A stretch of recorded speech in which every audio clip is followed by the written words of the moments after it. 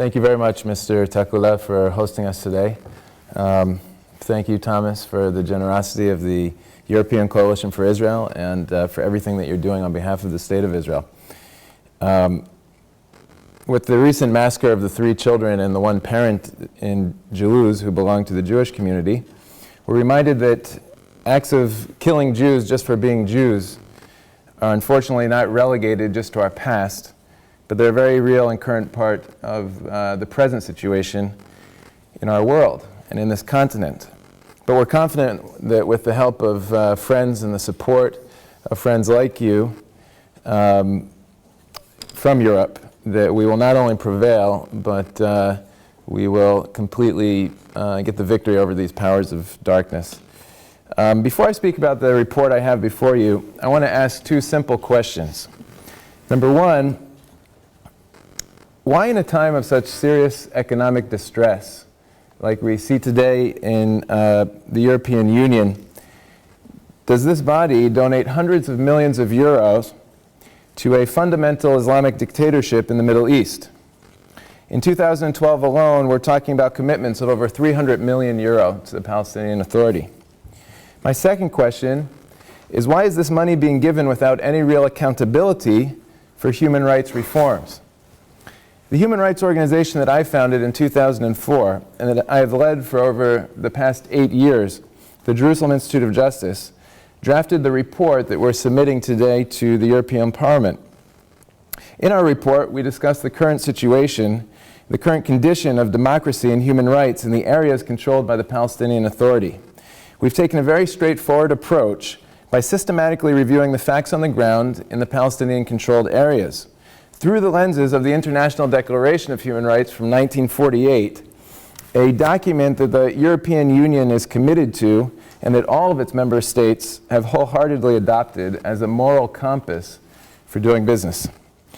But I'd like to take a few moments to set aside the very complicated issues dealt with in our report. Issues of the legal status of the disputed territories in Israel, the legal status of the Palestinian Authority, this dispute today between the PLO government in the West Bank and the Hamas government in Gaza, which actually don't even mutually recognize each other's right for governancy. I'd even like to set aside the big question of to what extent do international human rights legal norms apply to a non-state entity such as the Palestinian Authority. Let's put all of these complicated questions aside. If you're deeply interested in them, you can read about them in our report. But I just want to think for a few minutes about the life of an average Palestinian man or woman living in the Palestinian Authority. How does their daily existence compare to yours and mine? The day-to-day routine of citizens like us, citizens of Western democracies. See, when you and I get up in the morning, we aren't really concerned that while driving our kids to school, we may be arbitrarily arrested by the police because of our political views. We aren't afraid of being handcuffed, detained, or imprisoned because we were overheard speaking out against one political faction or another within our society. But if we lived in the Palestinian areas, we would be acutely aware and concerned of these possibilities, since this is precisely what happened to over 1,700 people in 2011 alone, in the West Bank and in Gaza.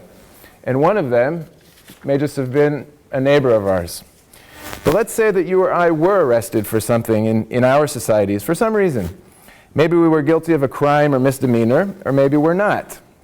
In any case, our wives or children wouldn't be concerned that in the process of our investigation, the police would beat us with pipes or torture us with electric shock treatments.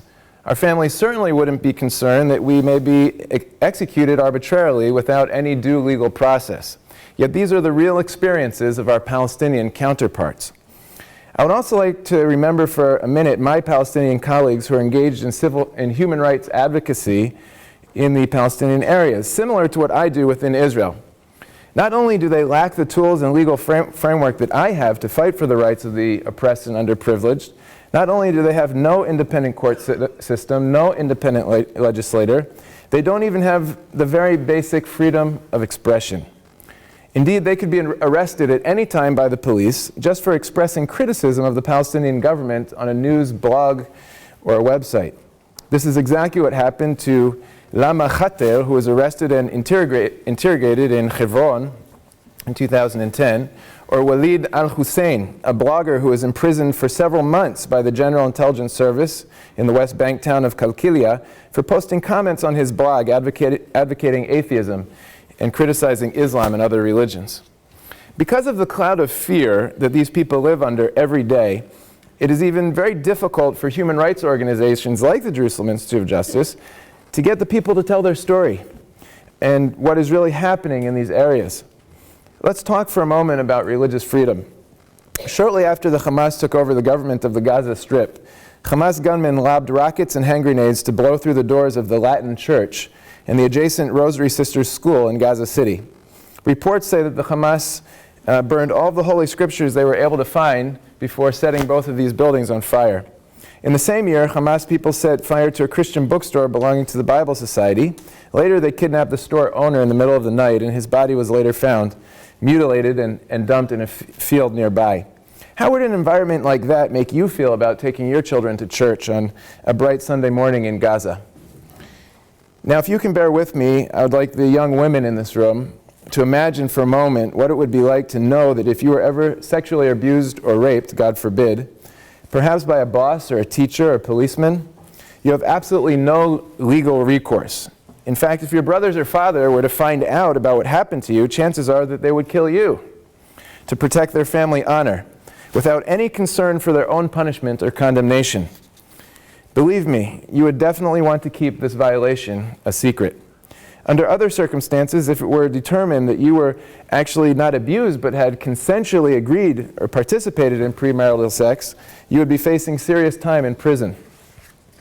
You and I, who have grown up in Western democracies, can also be thankful that our parents did not send us to work in shops selling merchandise as children, or to camps where we were indoctrinated to become suicide bombers.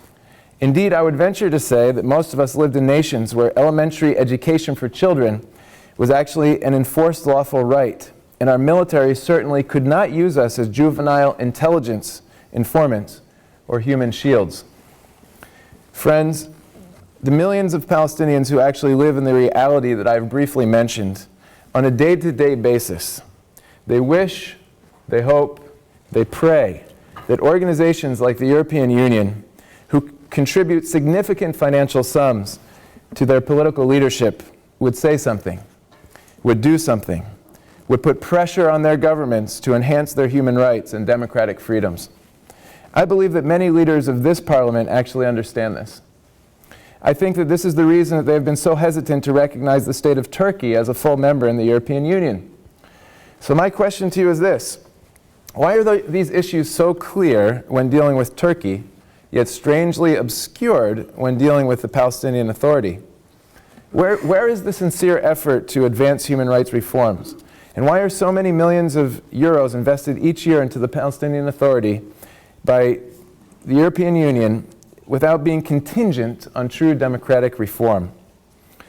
See, our report reveals a fact that is quite counterintuitive. At least it contradicts common wisdom. We discovered through a very, very simple investigation that anybody in this room could carry out that it is not the Israeli soldier at the checkpoint, it is not the Israeli government, and it is not the Israeli citizens residing in the disputed territories that are the first and foremost abusers of Palestinian human rights. It is the Palestinian Authority itself. In order for any organization to carry out human rights reforms in any society, it must first identify the true source of human rights abuses.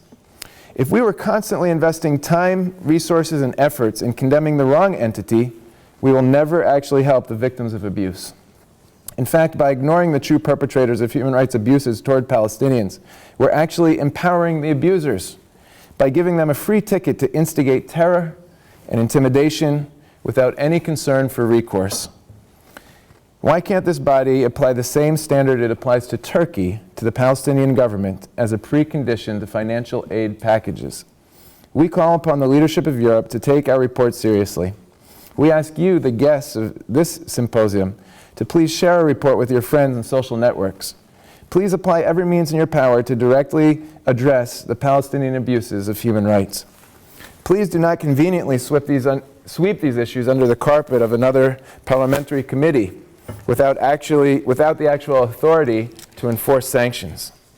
Every day that goes by in which Israel is blamed as the sole source of the poor quality of life of the Palestinians is another day in which these Palestinians are further from living in the same peace, security, and freedom that you and I enjoy.